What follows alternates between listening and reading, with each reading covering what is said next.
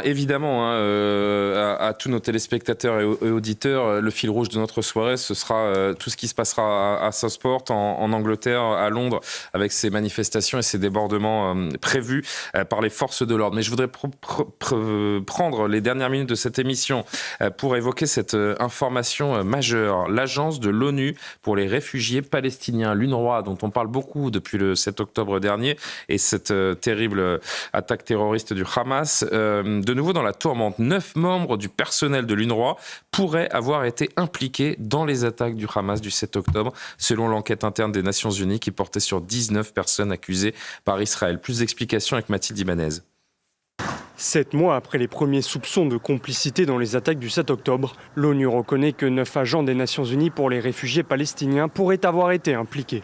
Pour David Benser, porte-parole du gouvernement israélien, l'affaire est grave. Il ne fait aucun doute que cette affaire sera balayée comme s'il s'agissait de quelques pommes pourries. Il ne s'agit pas de quelques pommes pourries, il s'agit de tout un verger pourri de terreur. Pendant 10 mois, l'UNRWA a nié ses faits. Dans les médias, par écrit, il a menti. 10 mois plus tard, on leur a littéralement tiré les vers du nez. Pourtant, dans une vidéo publiée en février dernier, on voit 2 hommes transporter un cadavre dans le kibboutz israélien Be'eri, l'un des plus touchés par les attaques, pour emmener ensuite le cadavre côté Gaza. L'un des hommes a été identifié comme étant un employé de l'Agence des Nations Unies pour les réfugiés palestiniens. Après une enquête interne, l'ONU a annoncé le licenciement de 9 employés sur les 19 accusés par Israël, comme le confirme Farhan Haq, le porte-parole adjoint des Nations Unies. Sur ces 19 personnes, nous avons constaté que dans 10 cas, il n'y a pas d'informations ou des informations insuffisantes pour étayer les allégations d'implication dans les attentats du 7 octobre. Les Nations Unies ont lancé l'enquête après qu'Israël a initialement accusé 12 membres du personnel d'avoir participé aux attaques menées par le Hamas. Des accusations intensifiées en mars dernier, Israël déclarant que plus de 450 employés seraient également en lien avec ces meurtres.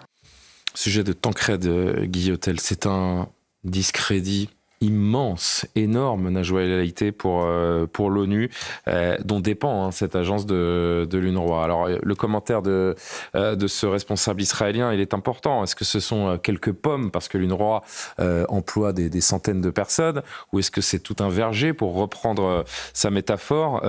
Qui peut le dire? En tout cas, c'est une honte.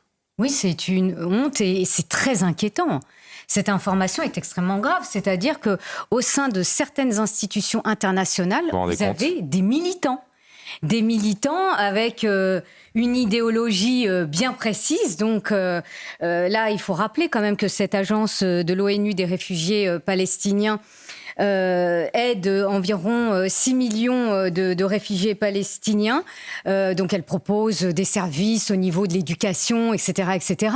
Donc c'est bien, mais si c'est pour aider à des actes, on va dire, si c'est pour faire du terrorisme, c'est autre chose. En effet. Excusez-moi, c'est extrêmement grave. D'ailleurs, pardon de vous interrompre, mais l'ONU qui annonce des licenciements, mais c'est tout? Que dit le droit international sur cette question? Alors, il y a des licenciements, mais pas que, parce que cette institution internationale, elle est financée par des contributions au niveau de la communauté internationale. Donc, les principaux contributeurs sont les États-Unis, l'Allemagne, l'Union européenne, et d'ores et déjà... Il faut arrêter de financer l'UNRWA. Les contributeurs ont dit on arrête de financer.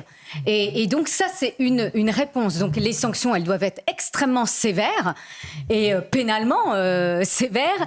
Mais au-delà de ça, vous avez les premières réactions de différents pays qui disent on arrête de financer cette institution internationale. Un des problèmes de l'ONU, qui est une institution utile, voire indispensable. Tout à fait. On voit, de moins en moins. Hein. Non, mais on voit quand même dans un certain nombre de pays en grande difficulté. Heureusement que l'ONU est là, avec des agences qui peuvent faire un gros travail. Cela, on en parle beaucoup moins. Mais il y a aussi, de la part des responsables de l'ONU, une part de naïveté et de lâcheté. Qui s'imagine que dans un territoire contrôlé par un mouvement terroriste, qui a institué des contrôles de la population par la force, la terreur, la violence. Qui peut s'imaginer un instant que même une agence de l'ONU, on va la laisser fonctionner sans contrôler politiquement ce que font les gens? Enfin, personne. Personne. Je mets une agence de l'ONU en Corée du Nord. Et donc là, il y a une forme de naïveté et de lâcheté et les conséquences. Il y a un mensonge éhonté qui a tenu pendant quasiment un an. Donc. Et ça entache l'ensemble de... Et quand Israël accusait des membres de l'UNRWA, avant que ce soit donc quasiment avéré, Israël avait raison. Israël avait raison, mais était pointé du doigt par toute la bien-pensance en rappelant qu'Israël n'est qu'un État génocidaire et que l'UNRWA n'a rien à voir là-dedans. Michel, un dernier mot sur cette question. Écoutez, moi, fin juin, j'ai publié une tribune avec plusieurs avocats pour dénoncer les agissements de l'UNRWA et pour demander à Madame Colonna, qui est l'ancienne ministre des Affaires étrangères française et qui a été déjà chargée d'un rapport sur cette affaire de l'UNRWA, pourquoi est-ce qu'elle n'a pas mis en avant toutes les complicités de certains employés de l'UNRWA avec le génocide, le crime contre l'humanité commis le 7 octobre dernier. On aimerait bien savoir, on aimerait bien comprendre. Premier élément. Et deuxième élément que j'aimerais rappeler, c'est que l'UNRWA, comme Najwa El Haïté le rappelait, fait un travail auprès de millions de réfugiés palestiniens dans les territoires palestiniens depuis des années. Mais nous, dans cette même tribune, nous incriminons les manuels scolaires édités et diffusés par l'UNRWA. Parce que les manuels scolaires de l'UNRWA, depuis 20 ans, 30 ans, 40 ans, développent aux jeunes Palestiniens des discours anti-israéliens, anti-juifs, antisémites, qui ont préparé